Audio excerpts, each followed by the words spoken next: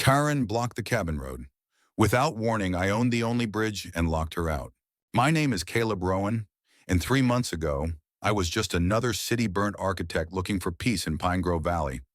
I bought the old Hemlock Ridge cabin not just for its view, but for its promise, isolation with intention.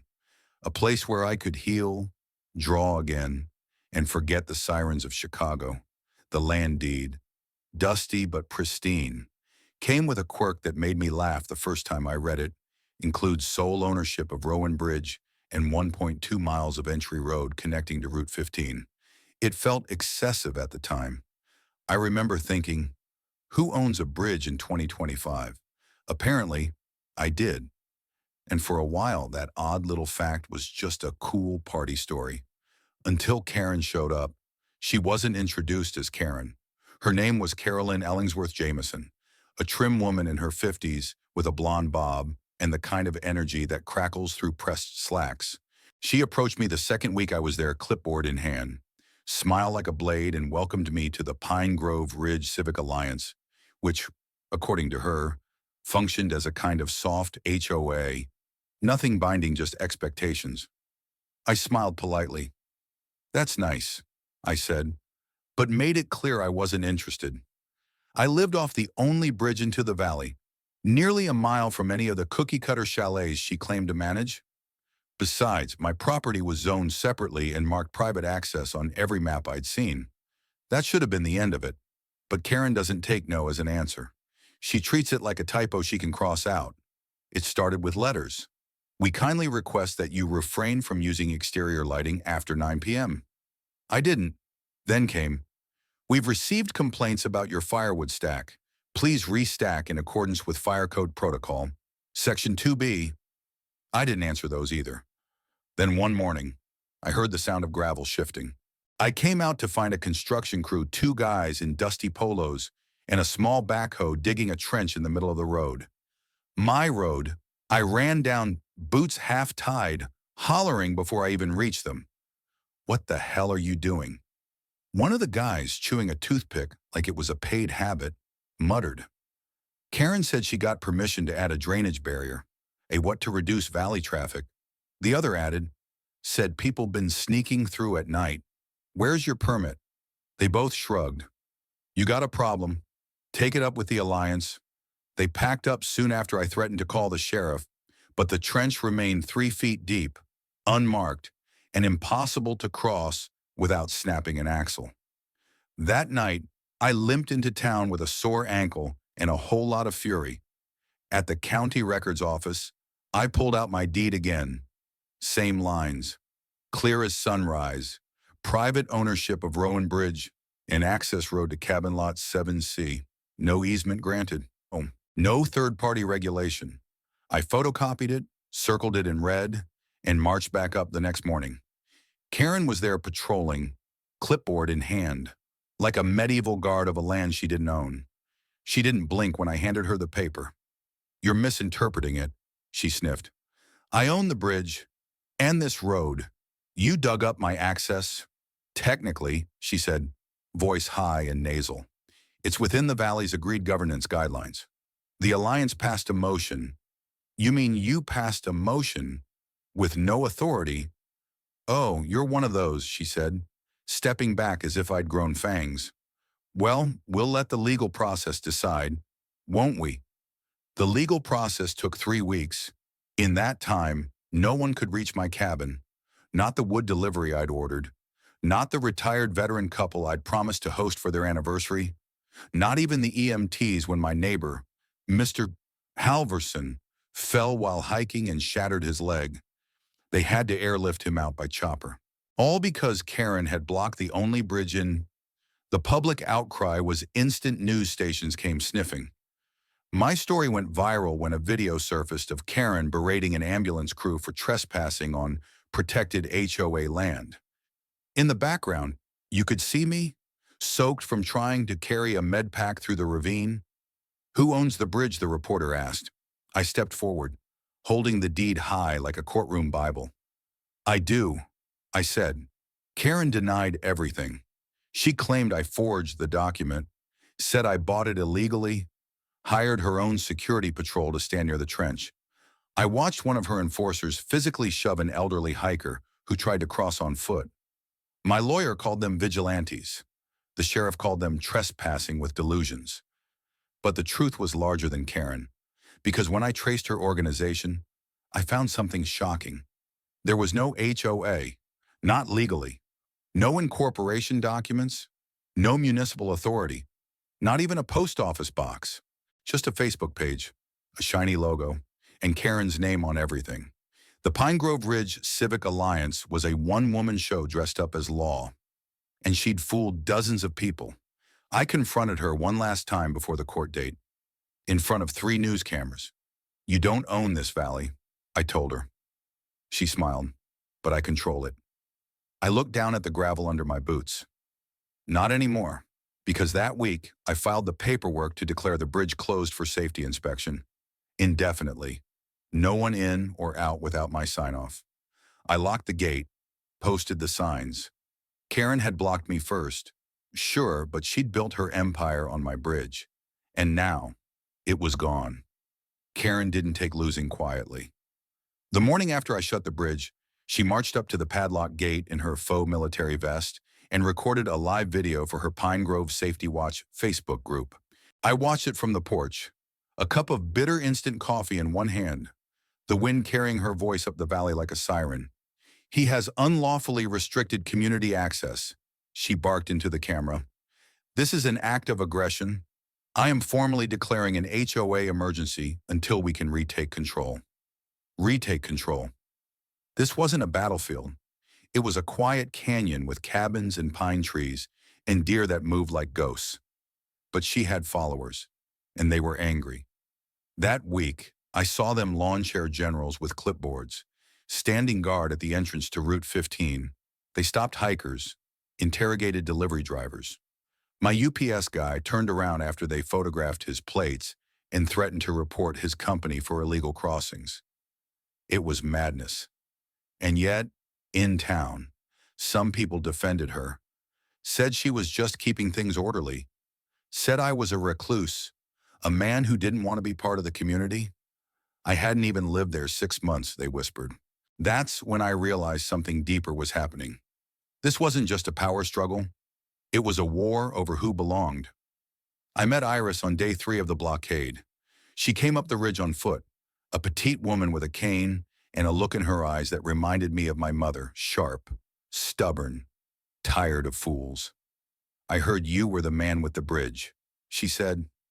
I nodded, skeptical. "And who are you, Iris Galloway? I've lived here longer than you've been alive." She looked around at the cut road and the fading no trespassing signs Karen's crew had left behind. "I used to walk this trail to get to my late husband's old fish spot," she said, motioning across the ravine. "Haven't been able to go since she showed up. I invited her in for tea. She accepted. We sat for over an hour, swapping stories. She told me about the old Pine Grove Valley, back when it was just a handful of cabins and a shared generator, when neighbors helped each other dig wells and nobody owned a clipboard. Her voice got tight when she spoke of the Civic Alliance. "She told me my garden violated visual harmony," Iris said my begonias were a floral hazard. She laughed, but there was hurt in it. That afternoon, I gave her a key to the gate. I only had 5 copies. The other 4 would come later because Iris wasn't the last one to knock. Over the next week, more came. There was Theo, a former park ranger who'd retired into a wheelchair-accessible cabin 2 miles in. Karen had accused him of abusing disability accommodations when he requested her fake HOA repaint the road stripes near his driveway. They refused. He now used a tarp-covered ATV just to cross Karen's blocked path. There was Annette and Jericho, a couple who ran the valley's only trail guide blog. Karen had flagged their site with DMCA claims, saying they violated community copyrights. They lost half their sponsors. And finally, there was Roland, a quiet man with calloused hands and a felony record he'd already served for. Karen found his court records, printed them, and distributed them to every mailbox, calling him a threat to family safety. He hadn't left his cabin in weeks. We became not a militia, But something close. The Bridge 5. Iris called us. Karen wasn't idle. She countered. First, she called the sheriff, accusing me of holding Iris hostage in my cabin. The deputy laughed when Iris marched down the hill and waved her cane like a saber. Then came the drone. It buzzed outside my window one night, red eye blinking, scanning my land like something out of a dystopia. I shot it down with a slingshot and mailed the shattered pieces to Karen's address, wrapped in a bow with a note. Your surveillance privileges have been revoked.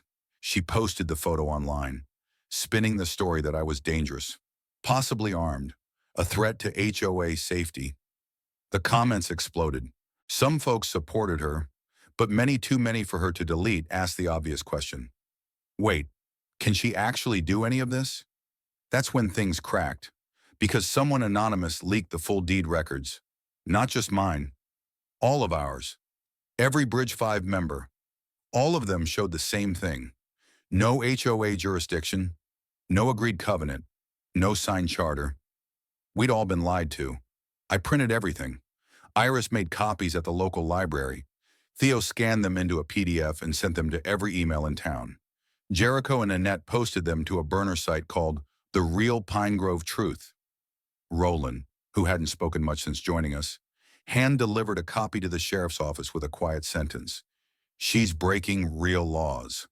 It all came to a head the day Karen held her fake emergency valley vote. I showed up, of course. The bridge remained locked, but the town hall was open. She stood at the podium in a fake blazer with an embroidered HOA pin, probably homemade, and smiled like a queen holding court. Today, we vote to reassign property road rights for security reasons, she announced, voice sharp through the mic. Those who disrupt our community should not have access to public paths. I stepped forward. I'd like to enter a motion. I said. Karen didn't blink. You're not a registered member of the Alliance. I own the only way in and out of the valley. I pulled out my deed, and this motion says you're trespassing on land you have no legal right to manage. Gasps. Camera phones raised. Then Iris stepped forward. And I'd like to introduce a counter motion to disband the Pine Grove Civic Alliance as an illegitimate organization formed under false pretenses. One by one, the Bridge 5 rose. Theo rolled forward with a binder of drone footage, trail obstructions, and audio recordings. Annette held up screenshots of Karen threatening to bury non-compliant residents with legal fees she couldn't enforce. Roland stood in silence. Just raised the stack of papers. The sheriff walked in and looked at Karen. Caroline Ellingsworth Jameson, he said. She smiled weakly. Yes, you're being served with a cease and desist. You're to remove all signage, unblock the trench, and vacate any claim to HOA authority unless you can provide state-verified incorporation within 48 hours. Karen stammered.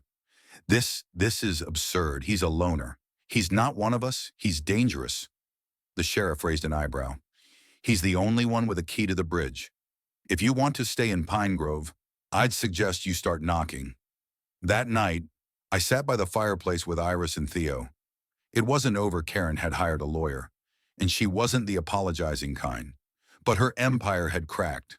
We'd changed something, turned a gate into a rallying point, exposed a paper crown for what it was, and the bridge still locked. But now, only those with kindness and truth got a key. By the time Karen's fake HOA had been exposed, the damage she'd done still clung to Pine Grove Valley like smoke after a wildfire. The signs she'd planted, no cabin access. HOA zone, members only. Unauthorized vehicles will be towed were still up, faded, peeled, but still visible. They weren't just markers. They were scars. And even though we'd won the first round in court, Karen wasn't finished. She pivoted. Karen stopped calling herself president and rebranded as director of safety and heritage. She claimed her new title came from an unwritten community mandate and started writing blog posts on Nextdoor and Facebook like she was Pine Grove's founding mother. We must preserve the spirit of order, she wrote. The valley is in danger of becoming a lawless enclave. I don't blame Caleb Rowan. I pity him. It's the wilderness that's corrupted him. Pity me, I wanted to scream. I owned the land, the bridge, the road, and I'd already endured blocked emergency access, illegal construction, and 2 fake code violations posted on my door like scarlet letters. But Karen didn't need to be right. She just needed to seem right, and she was good at that. 1 week later, the sabotage began. It started subtle. One of my solar panels was shattered. I assumed it was a rock slide until I noticed the clean, round dent. Someone had thrown something probably from the cliff edge. Then came the lock on the gate. Sawed off. I replaced it. 3 nights later, someone left a dead raccoon on my porch. Not roadkill. Clean. Laid out like an offering. Eyes open. Jericho set up trail cams the next day. That's when we saw them, 3 men in black hoodies and camo pants, wandering near the perimeter of my land. They stayed out of frame mostly, but one paused to spray something on a tree near my barn. Theo and I checked it in the morning. Bright orange paint, community or chaos. Choose. We brought the footage to the sheriff. He nodded slowly, said he'd look into it, but something had changed in town. People were nervous. Business owners who used to nod now looked away. The general store clerk asked if I was really going to escalate this. That's when I realized Karen wasn't working alone. She didn't have to be. She'd sown enough doubt, enough fear that regular folks, not even her inner circle, started acting on her ideas. This wasn't just about property anymore. It was about control, about who got to say what kind of people belonged in Pine Grove. Then she went too far. Roland's cabin was set on fire. He wasn't inside. Thank God he'd gone to visit his sister for the weekend. But when we arrived the next morning, the siding was charred black, and the air stank of gasoline. Someone had tossed a lit rag through his window. The firefighters arrived in under an hour, but it didn't matter. The place was ruined. Karen didn't say a word. Not to the paper, not to the authorities, not to anyone. But that night, she posted a general safety notice to her blog. We urge residents to be vigilant, unregulated. Anti-community behaviors can invite chaos, even tragedy. Pine Grove is not immune. I punched the wall so hard I split the drywall in my workshop. She wasn't just denying it, she was blaming us. That night, I met with Iris, Theo, and Annette in my cabin. Jericho patched in via Zoom from a nearby hotel with decent reception. Roland was still in town, shaken but alive. We laid everything out. The evidence, the blog posts, the surveillance, the rumors. She's weaponizing fear, Iris said, her cane tapping rhythmically on the hardwood floor. It's how every tyrant starts. Theo sipped from his thermos, his old Ranger vest zipped high. We can't win this by reacting. We need to take back the narrative. Annette agreed. We go public, not just court filings. We tell the full story, all of it. Video, blog, press. I nodded slowly. Not anonymously. Names, faces, truth. Jericho's voice crackled over the speaker. Then we take away her biggest weapon, which is, he smiled, the illusion that she's the voice of Pine Grove.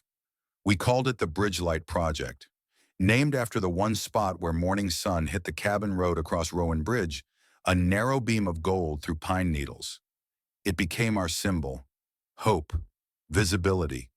We filmed interviews, Iris in her garden, talking about being called a nuisance elder for her flowers. Theo sharing how Karen once fined him $200 for unauthorized wildlife feeding after deer crossed his path. Annette and Jericho reading hate emails they'd received for refusing to link their hiking blog to HOA-approved trails. Even Roland spoke softly, firmly from a temporary room he'd rented in town. Then I spoke. From the bridge itself. Authority without consent isn't governance. I said, it's coercion. What happened in Pine Grove isn't just about a woman with a clipboard. It's about a community forgetting who it belongs to. We launched the site, bridgelightValley.org, and we shared it far and wide. Within hours, the local paper picked it up. Within 2 days, a regional station ran a segment titled "The Man Who Owns the Bridge and the Fake HOA who tried to erase him. Then the backlash began.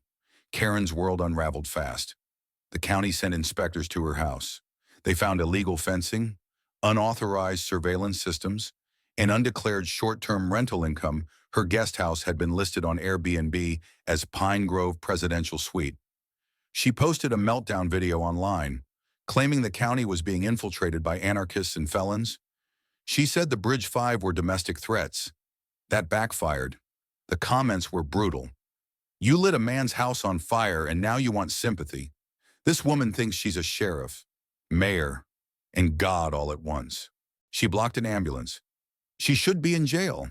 Someone even doxed her something I did not condone, but the tide had turned.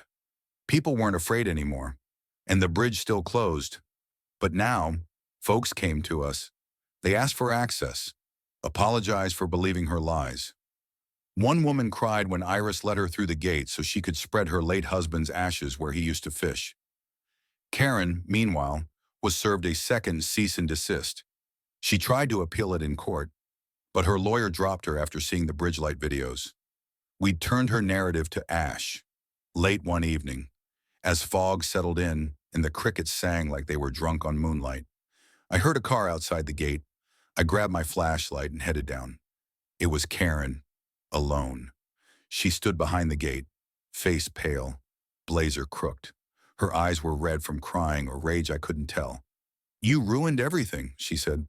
"No," I replied. "You did. I just shined a light on it. I was trying to protect this place." "No. You were trying to control it." She gripped the bars of the gate. "Do you know what it's like to feel powerless?" she whispered. I stared at her. Let the silence answer. She had nothing left to say. I turned and walked back into the dark. The morning after Karen came to the gate, something changed in me. Not relief, not triumph. Something colder. Something I didn't like. I should have felt victorious. The public had rallied. Her fake HOA was exposed. The county was breathing down her neck. The bridge remained mine, and now everyone knew it. But the damage she'd done still echoed in the valley like gunshots after the silence.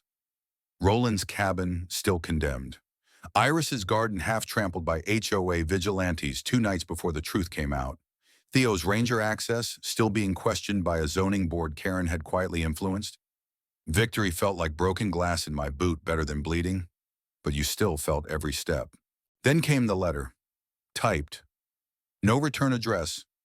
But I knew her phrasing like I knew the patterns in the pine bark outside my cabin. Dear Mr.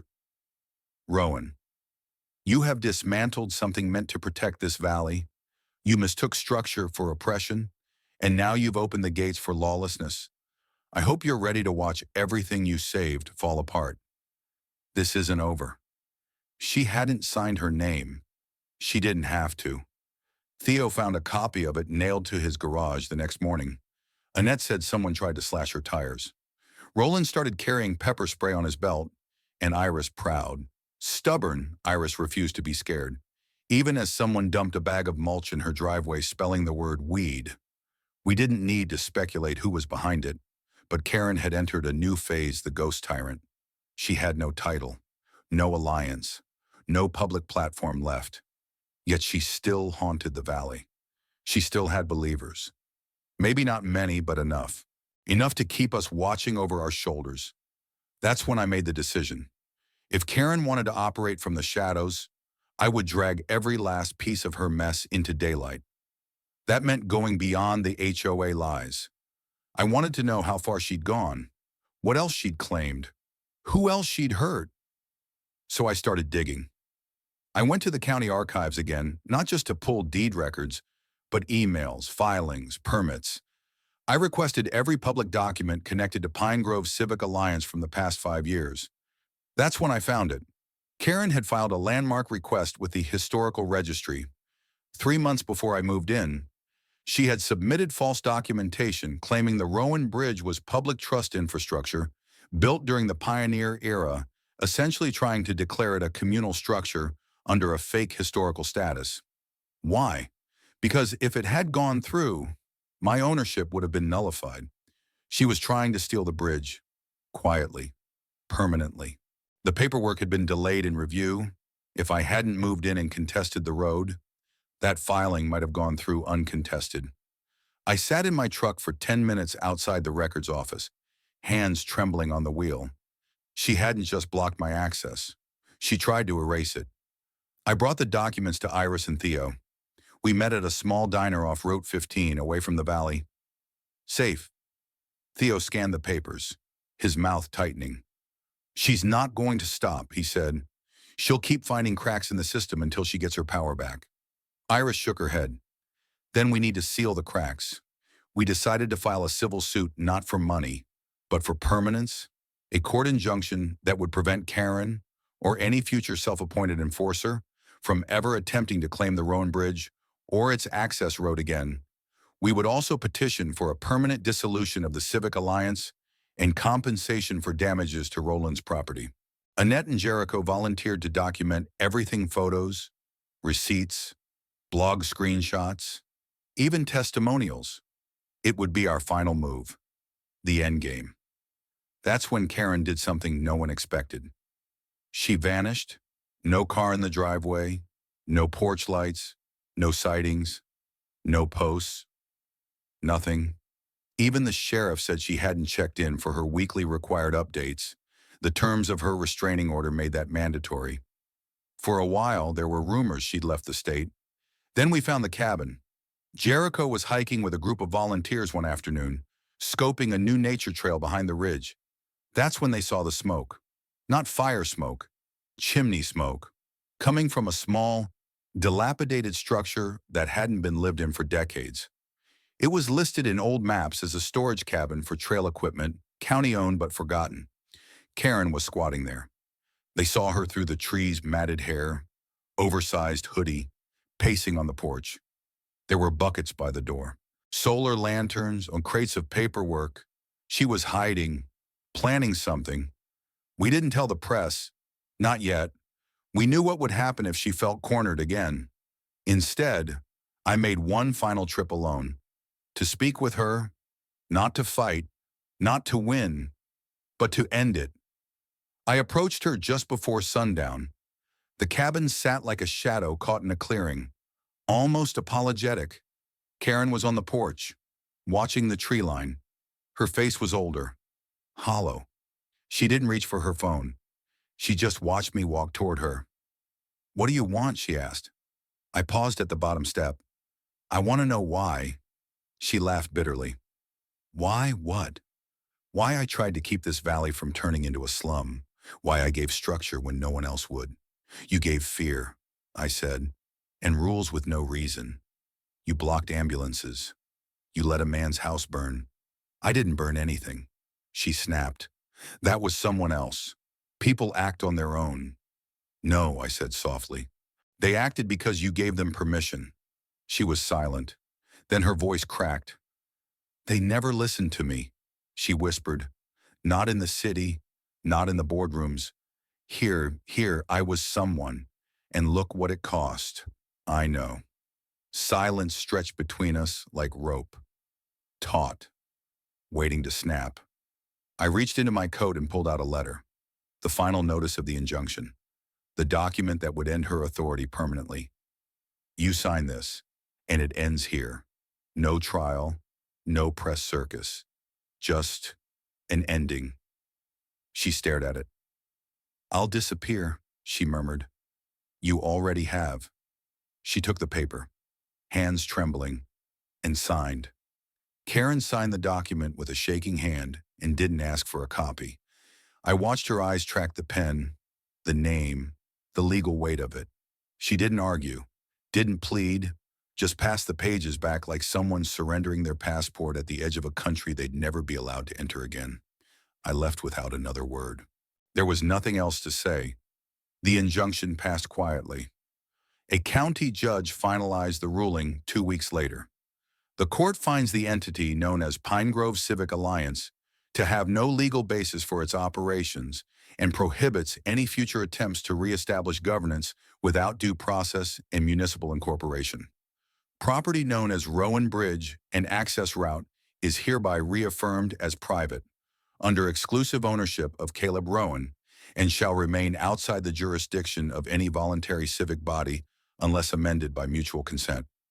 The bridge was officially, undeniably, mine. In Pine Grove Valley, it began to breathe again. I didn't unlock the gate right away. Some people expected I would, that now that Karen was gone, the path would open and everything would go back to the way it used to be. But I wasn't interested in the way it used to be, because the way it used to be was what allowed her to rise in the first place. Complacency, silence, a hunger for someone else to take charge. No, the gate would stay locked, but the keys would multiply, not as an obstacle, as an invitation. I called it the Cabin Trust, with Iris, Theo, Annette, Roland, and a few others. We started an informal but open coalition, a true collective, not ruled by rules, but guided by respect. I drew up simple guidelines. No one person could issue directives or violations. The bridge remained private, but access could be granted with consent from at least 3 key holders. Decisions were made over fire pits and shared dinners, not paper threats. And most importantly, every resident had a voice, no matter how long they'd lived here. No presidents, no directors of heritage, just people. Karen never returned to public life. Last we heard, she'd sold her home quietly, through a cousin, and moved 3 counties over. Someone said she was volunteering at a church pantry. Someone else said she'd joined a gated senior community. I didn't follow. I didn't need to. Her shadow didn't reach here anymore. But her legacy remained not in power, but in caution, in the signs we took down, in the names we remembered, in the fear we chose not to let rule again. The seasons passed. Spring returned to Pine Grove. Roland rebuilt. With help, Iris planted a new garden, and it bloomed wilder than ever, riotous with color and pride. Theo gave wildlife lectures to kids from a local school. Annette and Jericho launched a new trail series, featuring cabins, not rules. And me, I designed a new bridge gate, clean ironwood, elegant hinges, a sign above it that read, "Welcome if you walk with respect." One night, 6 months after the final injunction, I stood on the porch of my cabin, watching headlights crawl up the winding road toward the bridge. The sensors buzzed. It was a couple young, mid-20s, nervous as deer. They'd read about the cabin from a travel blog, said they were hiking through the valley, heard the road was open again if you asked the right people. I recognized the name. Iris had sent them. I turned the lock. The gate opened with a clean, deliberate creak. They looked at me, wide-eyed. "Is this okay?" the woman asked. I nodded. "The only thing not okay is pretending it's yours when it isn't." She smiled. "We won't." And they crossed, not with entitlement, but with care. Karen had tried to own what couldn't be owned, a community, a path, a voice. In trying to protect it, she had poisoned it. But justice didn't just mean tearing her down. It meant rebuilding in her absence, with patience, with accountability, with the willingness to let new voices in even if they sounded different, even if they challenged us to be better. That's what the bridge taught me. I closed the gate behind them and watched the valley breathe under the moonlight. The pine trees swayed in the wind, like they'd known all along how this would end. And maybe they had. What would you have done if someone like Karen tried to claim power where none existed? Do rules keep us safe, or do they become cages when wielded without consent? Share your thoughts below. Let's talk about community, justice, and what happens when we finally take back our voice.